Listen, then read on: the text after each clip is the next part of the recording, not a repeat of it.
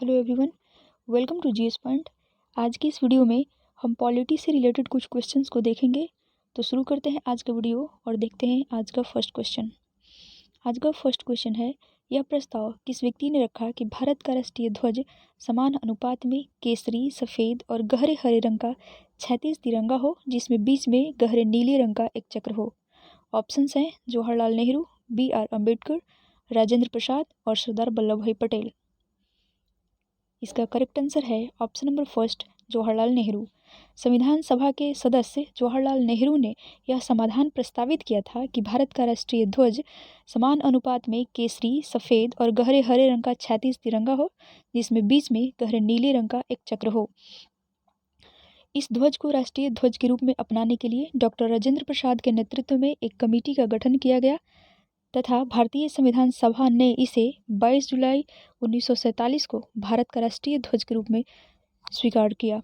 देखते हैं next question. Next question कहता है, नियंत्रक महालेखा परीक्षक अर्थात CAG नामक पद का सुझाव किस अधिनियम में दिया गया। ऑप्शंस हैं 1909 का अधिनियम, 1919 का अधिनियम, 1935 का अधिनियम और 1947 का अधिनियम। करेक्ट आंसर है 1935 का अधिनियम।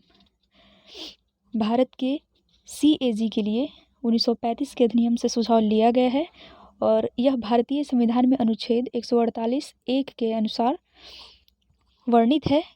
भारत के CAG की नियुक्ति राष्ट्रपति के द्वारा की जाती है तथा इनका कार्यकाल 6 वर्ष या 65 वर्ष जो भी पहले हो की आयु तक होता है। CAG को राष्ट्रपति पदच्युत नहीं कर सकता है, बल्कि वह उसी नियम से हटाया जा सकता है जिस नियम से उच्चतम न्यायालय के न्यायाधीश हटाए जाते हैं। देखते हैं नेक्स्ट क्वेश्चन। हमारा क्वेश्चन कहता है, कोलकाता में उच्चतम न्यायालय की स्थापना किसके द्वारा की गई। ऑप्शंस हैं 1773 का विनियामक अधिनियम, 1784 का पिट्स इंडिया अधिनियम, 1793 का चार्टर अधिनियम और 1813 का चार्टर अधिनियम। इसका करेक्ट आंसर है 1773 का विनियामक अधिनियम।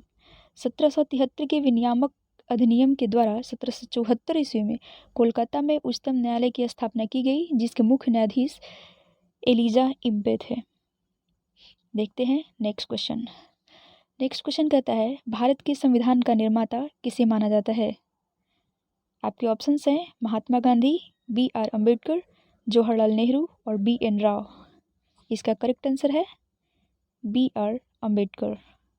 देखते हैं नेक्स्ट क्वेश्चन। क्वेश्चन कहता है, निम्नलिखित में से भारतीय संविधान सभा का अस्थायी अध्यक्ष कौन था। ऑप्शंस हैं डॉक्टर राजेंद्र प्रसाद, जवाहरलाल नेहरू, MA जिन्ना और लाल बहादुर शास्त्री। आपके करेक्ट आंसर है option number first, doctor Rajendra Prasad. 9 दिसंबर 1946 को संविधान सभा की प्रथम बैठक हुई, जिसकी अध्यक्षता डॉक्टर सच्चिदानंद सिन्हा ने की थी, जो संविधान सभा के अस्थायी अध्यक्ष थे। 11 दिसंबर 1946 को संविधान सभा के बैठक में डॉक्टर राजेंद्र प्रसाद को अस्थायी अध्यक्ष चुन लिया गया। देखते हैं नेक्स्ट क्वेश्चन। नेक्स्ट क्वेश्चन कहता है, डॉक्टर BR अम्बेडकर ने संविधान का हृदय और आत्मा किसे कहा है। ऑप्शंस हैं समानता का अधिकार, शोषण के विरुद्ध अधिकार, संवैधानिक उपचारों का अधिकार और धर्म की स्वतंत्रता का अधिकार। तो क्या हो जाएगा इसका करेक्ट आंसर। इसका करेक्ट आंसर है संवैधानिक उपचारों का अधिकार। संवैधानिक उपचारों का अधिकार भारतीय संविधान के अनुच्छेद 32 में वर्णित है। देखते हैं नेक्स्ट क्वेश्चन। संविधान का प्रारूप कब पूरा हुआ था। ऑप्शंस हैं 26 जनवरी 1950 को, 26 दिसंबर 1949 को, 26 नवंबर 1949 को और 30 नवंबर 1949 को। करेक्ट आंसर है 26 नवंबर 1949 को। हमारे संविधान का प्रारूप 26 नवंबर 1949 को पूरा हुआ, जिस पर संविधान सभा में उपस्थित 284 सदस्यों ने हस्ताक्षर किया, जिनमें से 8 महिला सदस्य शामिल थी। देखते हैं नेक्स्ट क्वेश्चन। भारतीय संविधान की प्रारूपण समिति के अध्यक्ष कौन थे। ऑप्शंस हैं doctor BR Ambedkar, Pandit Jawaharlal Nehru, doctor Rajendra प्रसाद और JB कृपलानी। इसका करेक्ट आंसर है option number first, doctor BR Ambedkar. देखते हैं नेक्स्ट क्वेश्चन। नेक्स्ट क्वेश्चन कहता है, भारत के संविधान के निर्माताओं का मत निम्नलिखित में से किसमें प्रतिबिंबित होता है। ऑप्शंस हैं प्रस्तावना, मूल अधिकार, राज्य के नीति निर्देशक तत्व और मूल कर्तव्य। इसका करेक्ट आंसर है ऑप्शन नंबर फर्स्ट प्रस्तावना। भारतीय संविधान के प्रस्तावना में भारत की उद्देशिका में शासन व्यवस्था को निर्धारित करने वाले सिद्धांतों और लक्ष्यों का मार्गदर्शन किया गया है। देखते हैं नेक्स्ट क्वेश्चन। भारत सरकार अधिनियम 1919 ने निम्नलिखित में से किसको स्पष्ट रूप से परिभाषित किया है? ऑप्शन है न्यायपालिका एवं विधायिका के बीच शक्ति का पृथक्करण, केंद्रीय एवं प्रांतीय सरकारों की अधिकारिता, भारत के सेक्रेटरी ऑफ स्टेट एवं वायसराय की शक्तियाँ, और उपयुक्त में से कोई नहीं। इसका करेक्ट आंसर है केंद्रीय एवं प्रांतीय सरकारों की अधिकारिता। भारत के प्रांतों में द्वैध शासन का प्रारंभ मॉन्टेग्यू चेम्सफोर्ड सुधार के द्वारा प्रारंभ हुआ। इस अधिनियम के द्वारा प्रांतों के विषयों को आरक्षित एवं हस्तांतरित दो भागों में बांटा गया। हस्तांतरित विषयों का प्रशासन विधायिका तथा आरक्षित विषय का प्रशासन गवर्नर के पास सौंप दिया गया। देखते हैं नेक्स्ट क्वेश्चन।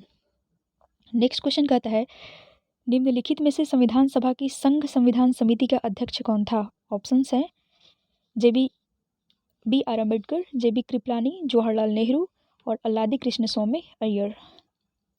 इसका करेक्ट आंसर है जवाहरलाल नेहरू। आइए कुछ और समिति के अध्यक्ष के बारे में देखते हैं। जैसे प्रारूप समिति के अध्यक्ष बी आर अम्बेडकर थे, झंडा समिति के अध्यक्ष जेबी कृपलानी थे, जबकि मौलिक अधिकार एवं अल्पसंख्यक समिति के अध्यक्ष सरदार वल्लभ भाई पटेल थे। देखते हैं नेक्स्ट क्वेश्चन। भारतीय संविधान में लिखित आपातकालीन प्रावधान किस देश के संविधान से लिए गए हैं? ऑप्शंस हैं संयुक्त राज्य अमेरिका, यूनाइटेड किंगडम, जर्मनी और कनाडा। इसका करेक्ट आंसर है ऑप्शन नंबर 3 जर्मनी। मौलिक अधिकार, न्यायपालिका की स्वतंत्रता, न्यायिक पुनरावलोकन आदि संयुक्त राज्य अमेरिका से लिया गया है, जबकि संसदात्मक शासन प्रणाली, एकल नागरिकता एवं विधि का निर्माण यूनाइटेड किंगडम से तथा संघात्मक विशेषता कनाडा के संविधान से लिया गया है। देखते हैं नेक्स्ट क्वेश्चन। निम्नलिखित विशेषताओं में से कौन सा संयुक्त राज्य अमेरिका तथा भारतीय संविधान में एक समान है? ऑप्शंस हैं नागरिकता, स्वतंत्र केंद्र एवं राज्य, राज्यपालों की नियुक्ति और स्वतंत्र न्यायपालिका। करेक्ट आंसर है ऑप्शन नंबर 4 स्वतंत्र न्यायपालिका। देखते हैं नेक्स्ट क्वेश्चन। भारतीय संसदीय प्रणाली ब्रिटिश संसदीय प्रणाली से भिन्न है क्योंकि ऑप्शंस हैं यह न्यायिक पुनर्विलोकन प्रणाली है, यह वास्तविक और नाममात्र दोनों प्रकार की कार्यपालिका है, यह द्विसदनीय विधायिका है तथा सामूहिक उत्तरदायित्व की प्रणाली है। करेक्ट आंसर है यह न्यायिक पुनर्विलोकन प्रणाली है। देखते हैं नेक्स्ट क्वेश्चन। इनमें से कौन संविधान सभा की प्रारूप समिति का सदस्य नहीं था?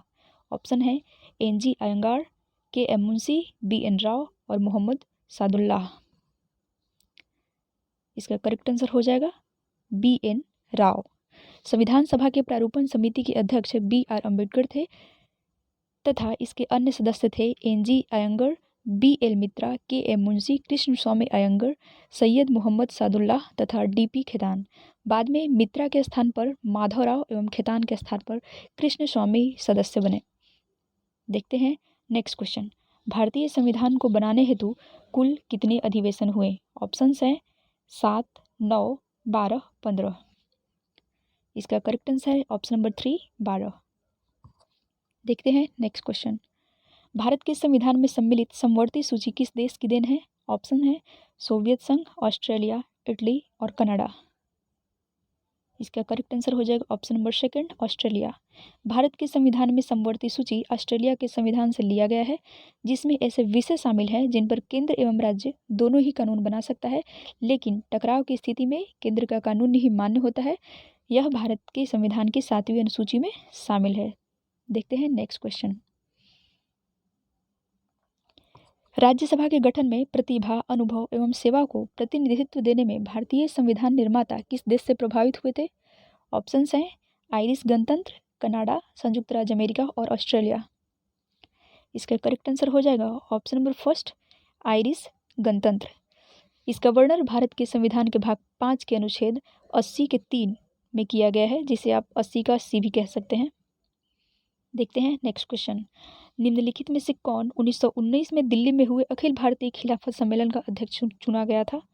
ऑप्शंस हैं मोतीलाल नेहरू, महात्मा गांधी, M.A. जिन्ना और शौकत अली।